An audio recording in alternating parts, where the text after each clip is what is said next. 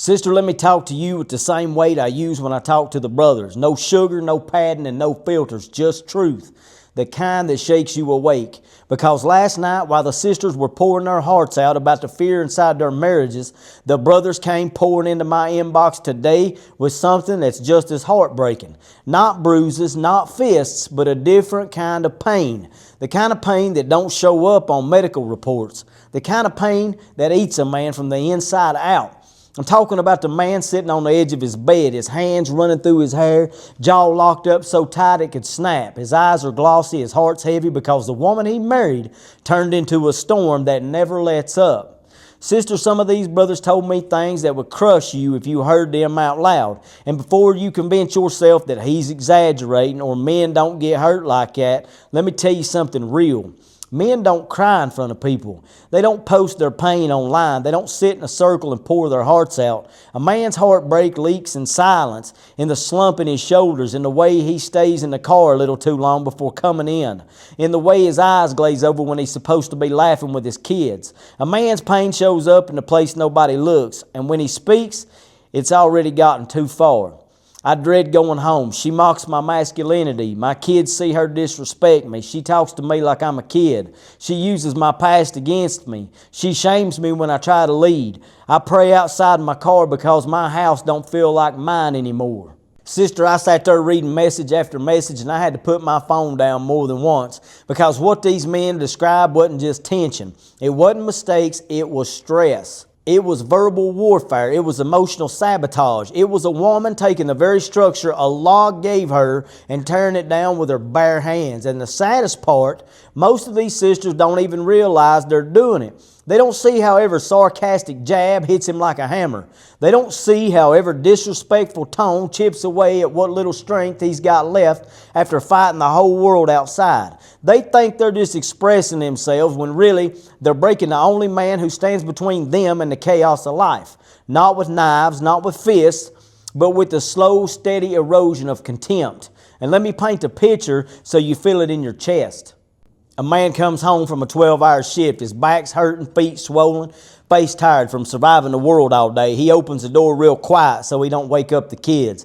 Sets his keys down soft and he takes a deep breath. And before he can even get his shoes off, finally you're home. You never do anything. You don't lead. You don't earn enough money. You're useless. You ain't a real man. You're lucky I even married you. And she says it with that tone. That blade-sharp, soul-cutting tone, the one that don't leave bruises on the skin but leaves scars on the heart. And he stands there frozen. It ain't because he's weak, but because he knows if he responds with the same fire, the whole house is going to burn down. So he swallows it. He takes it on the chin. He lets her words pierce him because he'd rather be wounded himself than let the kids hear their mother tear him apart. That ain't cowardice, that's restraint. That's a man trying to protect the home even when the home refuses to protect him. Sister, you think a man ain't fragile? You think he don't feel? You think he don't bleed just because it's on the inside where nobody sees it? There's a reason Allah said your husband is your qawam, your maintainer, your protector, your guardian. A leader don't grow in soil full of thorns. A leader can't lead when he's being cut down every time he opens his mouth. And here's the truth nobody likes to say out loud. A woman can destroy a man without ever raising her hand. And let me tell you something most women never see. You want to know what destroys a man the quickest? It ain't poverty, it ain't hardship, it ain't even exhaustion. It's coming home to a woman who treats him like he's disposable. A man can rebuild his finances and he can recover from stress. But disrespect, that sticks to his ribs. It lingers in his prayers. It haunts him in his sujood. It makes him question his worth, not just as a husband, but as a man. One disrespectful sentence at a time, one sarcastic laugh at a time, one rolled eye at a time, one public embarrassment at a time, one I don't need you at a time. Sister, listen close now because I'm speaking to your soul. Allah gave your husband 3 steps when you rebel, disrespect, or destroy the foundation He put over your head. Admonishment, sincere, firm warning. This is when He sits you down, looks you in your eyes, and calls you back to obedience, respect, and righteousness. Not yelling, not screaming, not cursing.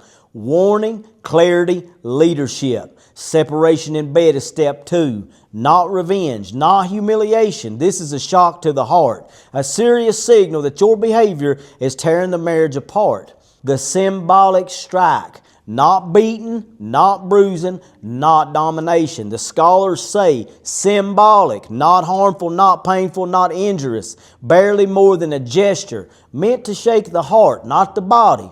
And here's the part the brothers need to hear too, and I'll lay it with fire. If you strike your wife with force, you are not following the Quran. You are following your anger. And if you, sister, think this ayah gives your husband a license to terrorize you, you're wrong too. This step is a warning, not a weapon, a pressure valve, not a punishment. But here's the part sisters need to hear and accept. If you ignore all three stages, if you mock his warnings, if you laugh at his authority, if you rebel against the structure Allah subhanahu wa ta'ala put over you, then the next step is exit. Not controlling, not manipulative, and not dramatic, Quranic. Because no man is commanded to live with a woman who turns her tongue into a sword and uses it on him day after day. And don't fool yourself into thinking a man leaving is weakness. Sometimes walking away is the strongest thing he'll ever do, because men don't leave quick, they leave quiet. They leave after being dismissed, after being mocked, after being shut down every time they try to bring peace. A good man will give you 1,000 chances, but he'll only walk out once. And when he does, he don't come back the same.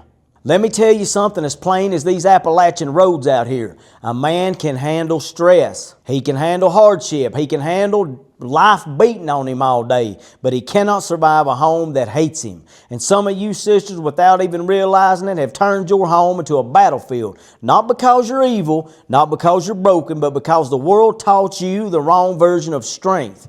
Challenge him, test him, question everything. Never let a man tell you what to do. Independence over obedience, attitude over respect. And the results? Homes are shattered. Let me say something real raw right now. Some sisters don't need protection from their husbands. Some husbands need protection from their wives. And I know some sisters right now are rolling their eyes thinking men should be strong enough to handle it. Let me remind you something. Strength is not the ability to endure abuse. Strength is the ability to stay righteous under pressure. The Prophet ﷺ was the strongest man who ever lived, and he never tolerated disrespect in his own home. Not because his ego was fragile, but because a home built on contempt can't produce righteous kids, can't produce peace, and can't produce a future. Sisters, the way you speak to your husband becomes the voice inside your kid's head. Think about it. Not physically, but spiritually, emotionally, and mentally. Sister, your tongue is a sword. Your silence is punishment. Your sarcasm is poison. You can either use it to build a home or you can burn it to the ground. And let me speak to the brothers for just a minute. If your wife disrespects you consistently, if she mocks your leadership, if she destroys the peace of your home, and she refuses admonishment, refuses reconciliation, refuses arbitration, you must lead. Not by yelling, not by threats, not by fists, Allah forbid, but by boundaries, consequences, finality, walking away if necessary. Because staying in a marriage when you're emasculated daily is not patience, it's self-destruction. Now, sister, let me return to you with a softer tone. You were not created to be at war with your husband. You were created to be his tranquility, his sakina, his shelter from the madness of the world. And he was created to be yours. But a home can't have two captains, two leaders, two authorities. And when a woman tries to become the commander, she ends up losing the very protection and peace she truly wanted all along. You want a strong man? Stop dismantling the strength that Allah subhanahu wa ta'ala gave him. You want a gentle man? Stop stabbing him with disrespect. You want a present, loving, protective husband? Stop turning every correction he gives you into a battle. Sister, a man withdraws when he's disrespected. He hardens when he's mocked. He shuts down when his guidance is treated like an attack. He becomes cold when his home becomes hostile. And before you say, well, he should just communicate better, understand something. Men don't communicate pain the way women do. A woman cries when she hurts. A man goes silent. A woman seeks comfort. A man isolates himself. A woman reaches out. A man pulls back. Ain't because he don't care, but because the world trained him to swallow his hurt whole and pretend it don't exist. When you see him quiet, distant, and cold, that's not him giving up on you. That's him trying to not explode from everything he's holding inside. Not because he don't love you, but because he's protecting himself from the storm inside his own house. And hear this truth. A woman's rebellion breaks a marriage faster than a man's anger. A woman's tongue cuts deeper than a man's silence. A woman's disrespect destroys a home quicker than poverty, stress, or hardship ever could. But here's the beauty.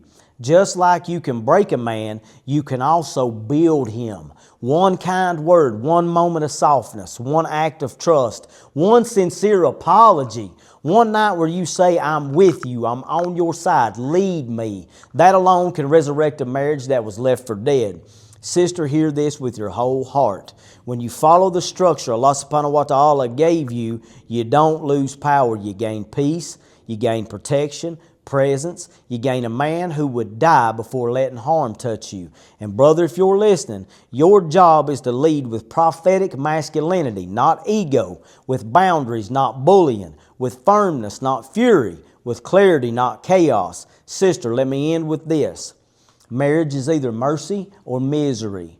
And that choice starts with how you treat the man Allah subhanahu wa ta'ala entrusted you to.